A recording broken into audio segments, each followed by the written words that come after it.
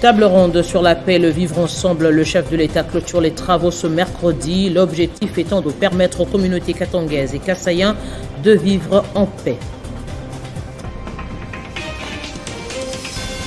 Le nouveau premier vice-président de l'Assemblée nationale sera désigné ce mercredi. Seul candidat à ce poste, le député André Mbata. Entre-temps, 72 heures ont été accordées pour répondre aux préoccupations des élus quant au débat sur la réforme de la loi électorale. Affaire Kalev Mouton de la Cour de cassation a déclaré irrécevable la requête de Jean-Claude Mouyambo et consorts, faute de preuves. À chaque heure, une nouvelle édition. Bienvenue dans ce journal sur Télé 50. Conflit intercommunautaire entre Katanga et Kassaïen lancé par Samalou Kondé. La table ronde sur la paix et le vivre ensemble va se clôturer aujourd'hui par le chef de l'État. Une forte délégation a quitté Kinshasa ce mercredi à destination de Lubumbashi. Au cours de ces échanges avec les 9 gouverneurs des provinces de l'ex-Katanga et de l'ex-Kasaï, le chef du gouvernement avait appelé les panélistes à poser un diagnostic sincère et franc sur ce phénomène dans une approche holistique et à envisager des mesures en vue de solutions durables pour la paix sociale et la prospérité des compatriotes.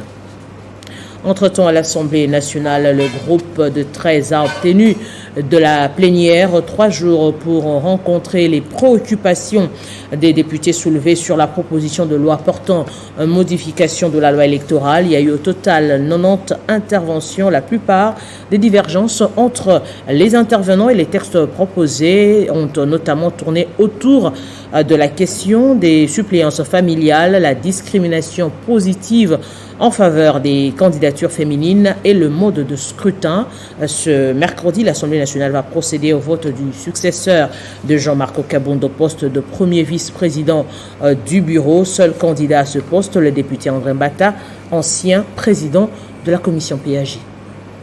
Alors que l'Assemblée nationale se prépare au vote et à l'installation du nouveau premier vice-président, l'on assiste du côté plénière à la poursuite du débat général sur la loi électorale. L'acte 3 a enregistré les retours encore timides des députés du Front commun pour le Congo qui avaient quitté l'hémicycle, exigeant un consensus autour des réformes électorales avant d'entamer les débats généraux sur la proposition de loi du G13 soumise à l'appréciation de la représentation nationale. Les députés du FCC Adolphe Lumanou, Josué Moufoula, Alfani Machozi, pour ne citer que cela, ont pris part au débat.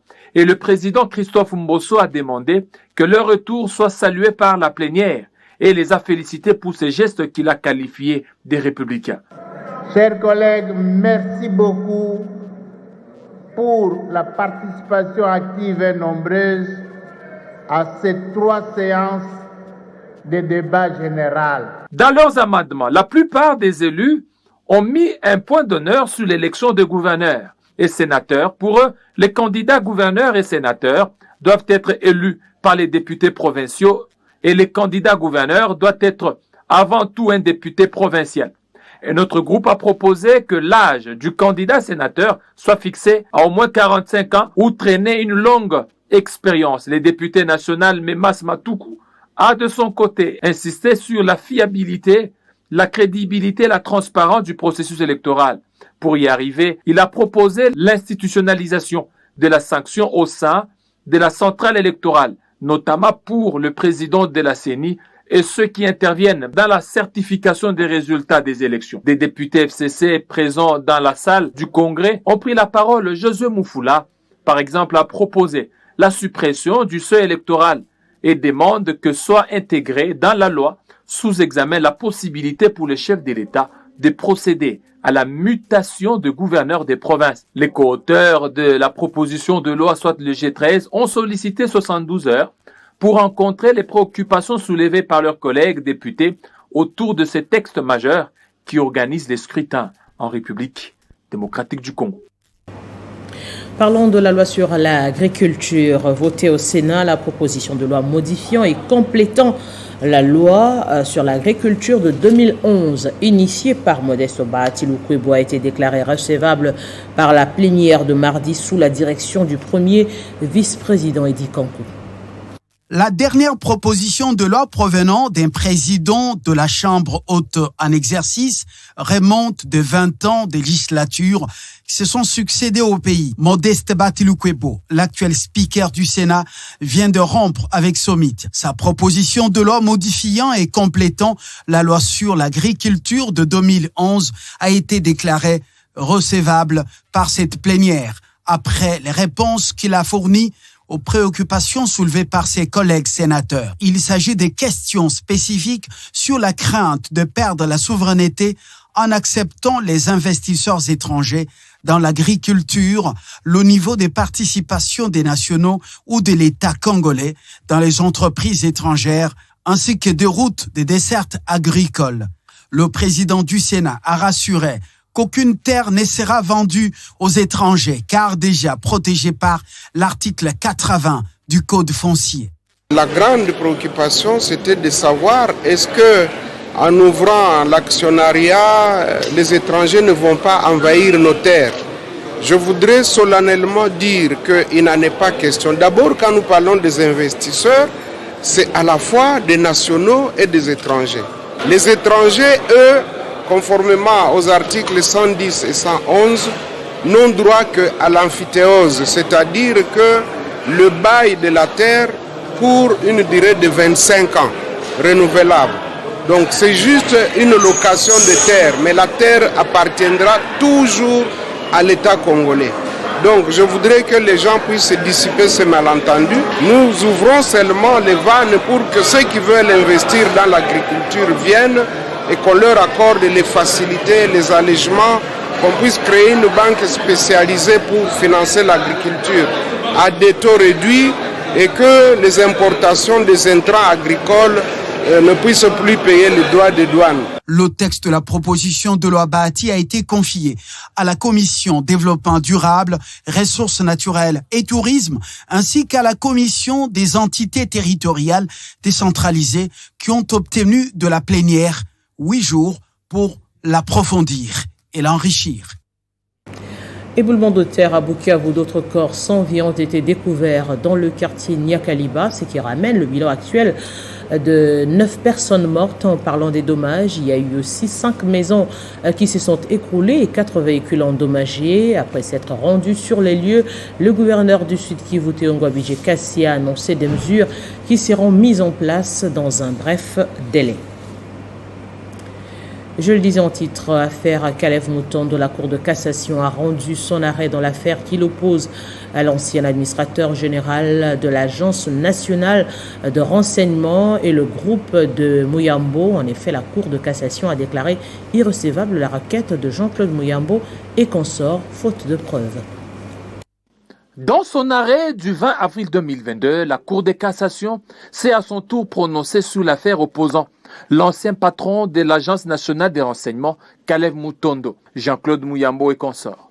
La Cour de cassation n'a pas étanché la soif des plaignants Muyambo et consorts dans cette affaire. Cependant, cet arrêt de la Cour de cassation intervient après ceux du tribunal des grandes instances de Kinshasa-Gombe et de la Cour d'appel de Kinshasa, rendus publics en date du 20 mai 2021 et du 10 décembre de la même année. La Cour de cassation statue en matière de renvoi des juridictions après l'audience publique et contradictoire à l'égard de toutes les parties du 1er avril 2022, a déclaré la requête des plaignants victimes Jean-Claude Muyambo et consorts irrécevable.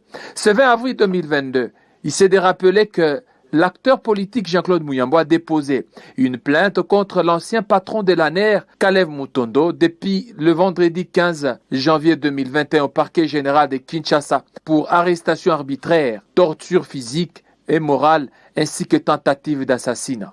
Cet arrêt vient ainsi mettre fin à toute poursuite judiciaire enclenchée contre Kalev Mutondo. Jules Alingueté, inspecteur général de finances au chef de service, prend part à Houston, aux États-Unis d'Amérique, à la première édition du forum sur les investissements prévus du 26 au 28 avril 2022, s'inspirer du modèle américain pour booster l'industrialisation de la zone Congo est le thème choisi pour cet échange entre les officiels congolais et les investisseurs américains. Dans son intervention, le numéro 1 de l'IGF a tenu à rassurer les investisseurs à venir en République démocratique du Congo. Soyez-en rassurés, nous n'avons pas la guerre au Congo. Nous voyons la guerre à la télévision.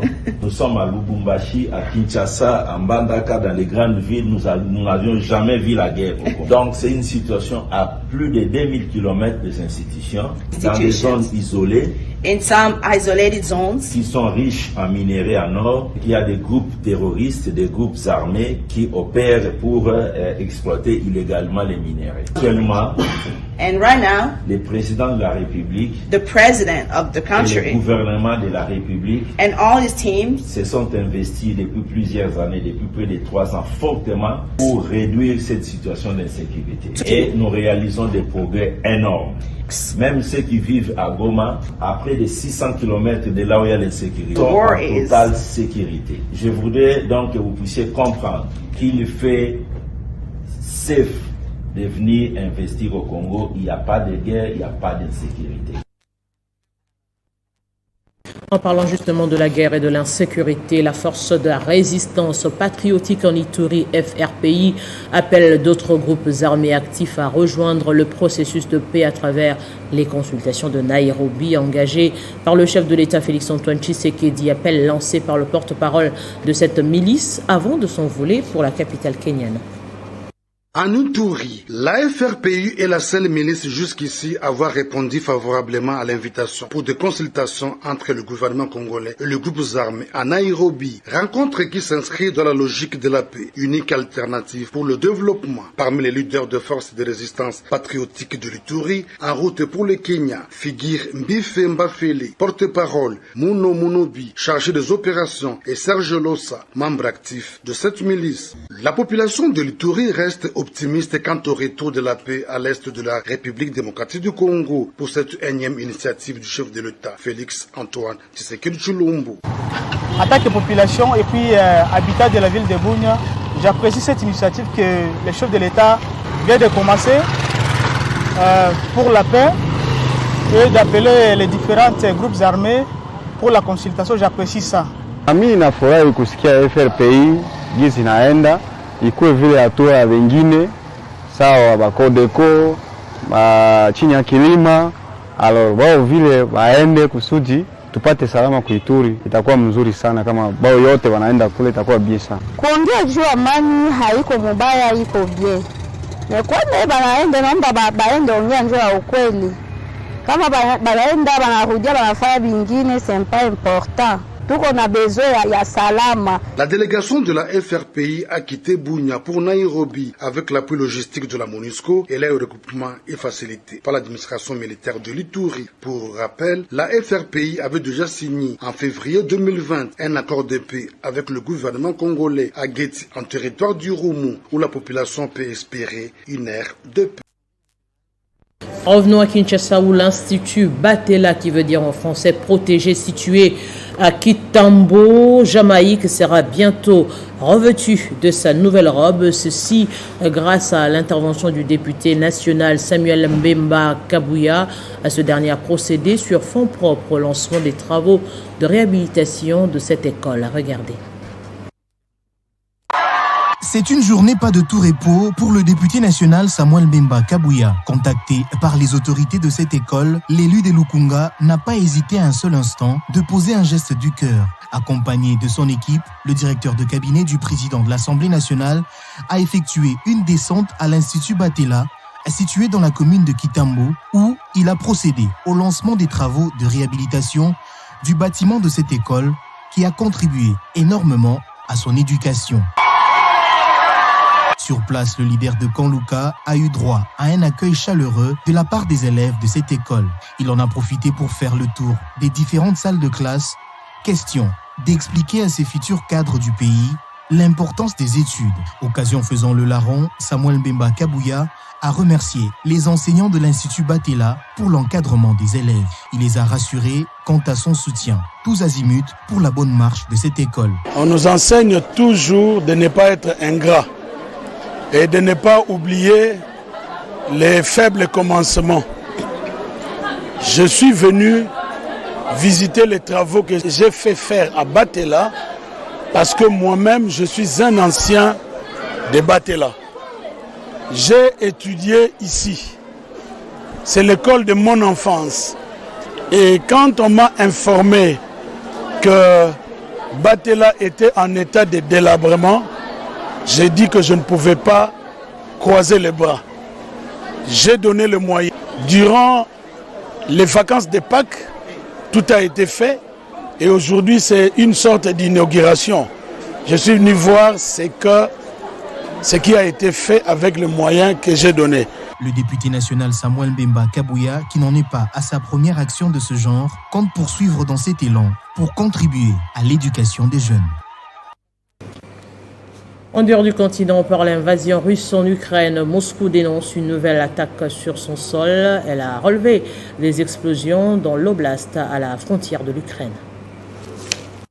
Les autorités de la République séparatiste pro-russe de Transnistrie, en Moldavie, ont annoncé qu'un village frontalier de l'Ukraine hébergeant un important dépôt de munitions de l'armée russe avait été la cible des tirs après avoir été survolé par des drones. D'après le ministre de l'Intérieur de ce pays, plusieurs drones ont été repérés la nuit dernière au-dessus du village de Kolbasna. Il a affirmé également que de coups de feu ont été tirés en direction de Kolbasna depuis l'Ukraine sans faire de victimes. De son côté, l'armée ukrainienne a reconnu ce mercredi une avancée des forces russes dans l'est du pays avec la prise de plusieurs petites localités dans les alentours de Kharkiv et dans le Donbass.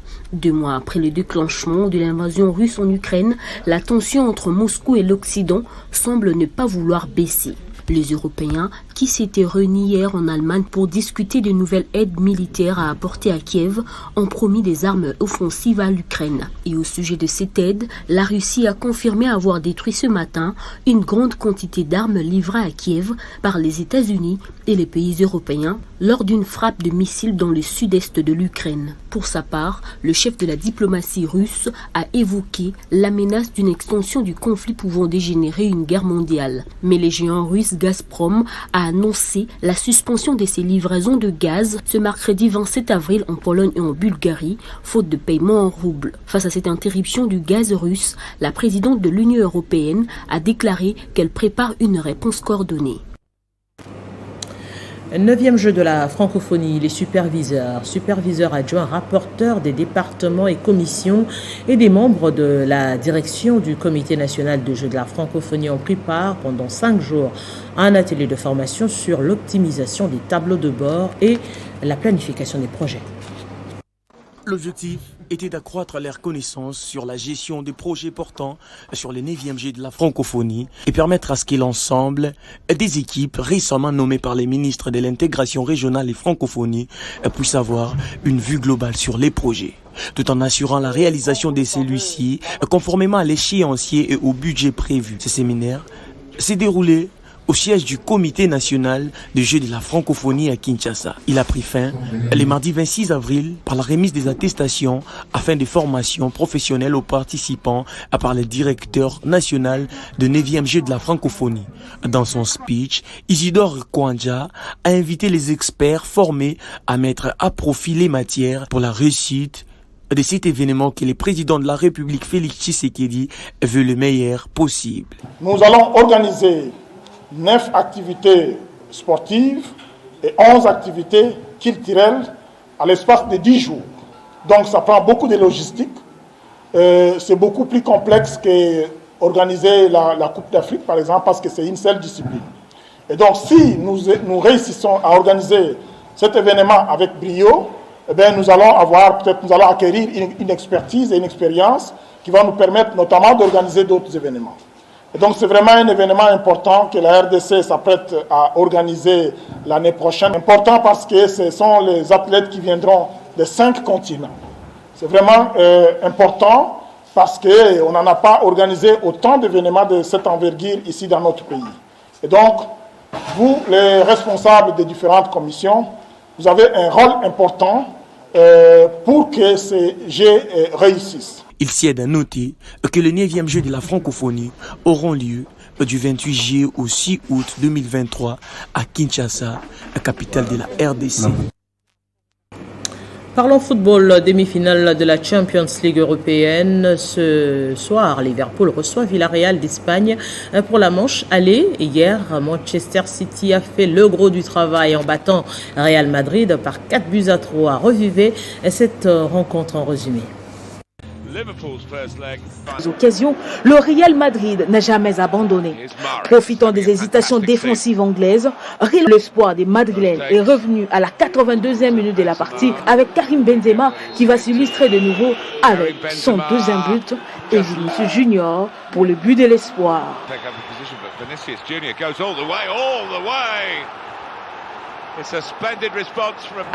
Et entre-temps, on prend les rappels des principaux titres. Table ronde sur la paix et le vivre ensemble. Le chef de l'État clôture les travaux ce mercredi. L'objectif étant de permettre aux communautés katangaises et kassayennes de vivre en paix.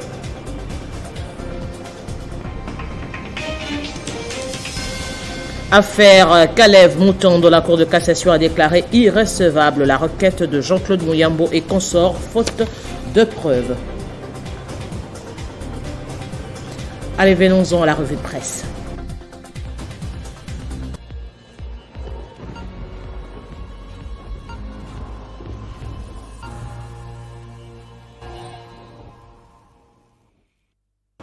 Fabien Lumbala pour les titres des journaux parus ce mercredi. Bienvenue à vous, Fabien. Merci Arlette Boutella, l'une des rares fois qu'on se retrouve. C'est un réel plaisir. Alors à la une de votre revue de presse, table ronde à Lubumbashi, le chef de l'État clôture les travaux ce mercredi. Effectivement, l'actualité est abondamment abordée. L'information est confirmée par nos confrères d'actualité.cd. Selon ce média en ligne, l'annonce de l'arrivée du chef de l'État dont la ville de Lubumbashi a été donc faite par le gouverneur Jacques Yaboula Katwe du Haut-Katanga lors du conseil provincial des ministres tenu, c'était le mardi 26 avril. Félix Antoine Tshisekedi Tshilombo, parce que c'est de lui qu'il s'agit, va donc boucler ses assises Arlette qui ont réuni depuis vendredi les communautés kassayennes et katangaises sur les relations interprovinciales en vue d'une cohabitation pacifique. D'autres disent même d'un vivre ensemble katangais-kassayen. Et puis, Mediacongo.net, qui relaie également cette information, rapporte que le gouverneur Jacques Kiaboula a demandé à la population du Haut-Katanga, et précisément celle de Lubumbashi, de réserver un accueil délirant aux premiers citoyens de la République démocratique du Congo.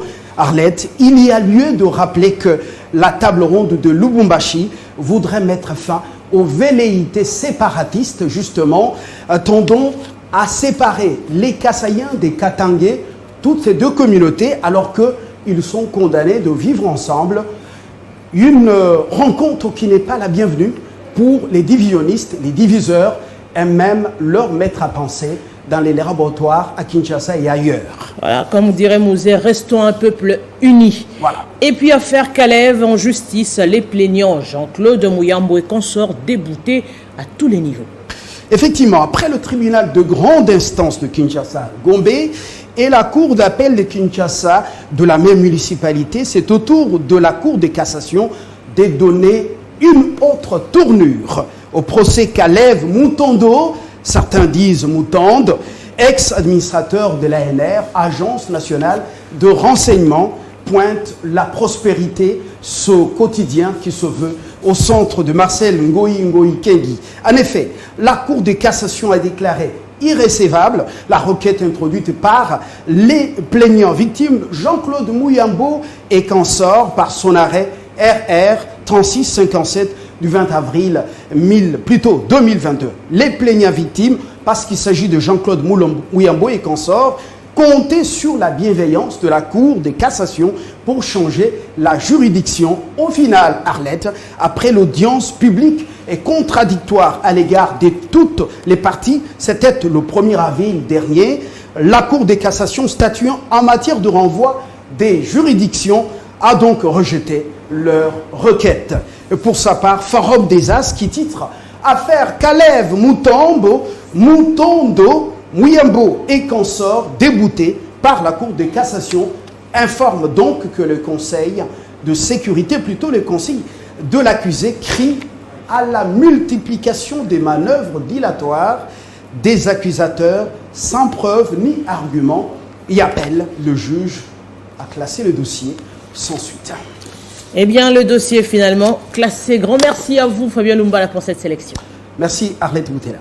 Et maintenant, les téléspectateurs, vous l'avez compris, ce journal est complètement terminé. À tous, merci de l'avoir suivi.